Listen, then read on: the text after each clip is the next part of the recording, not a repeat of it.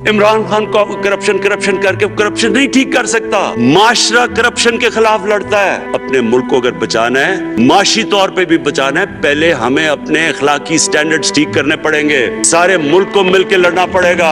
اپنی آنے والی جنریشنز کو بچانا ہے. اس ملک کو ایک عظیم ملک بنانا ہے تو وہ شروع ہوگا جب ہم مدینہ کے ریاست کے سب سے بڑے اصول عدل اور انصاف, کیونکہ انصاف اور عدل جب ایک معاشرے میں آ جاتا ہے, جب ایک معاشرہ کھڑا ہو جاتا ہے میریٹوکریسی کے اوپر.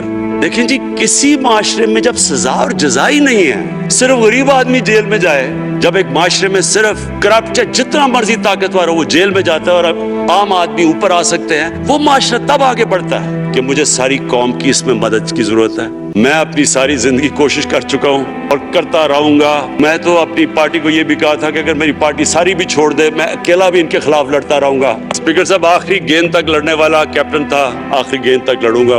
وہ تو کبھی میں ہار مانوں گا نہیں.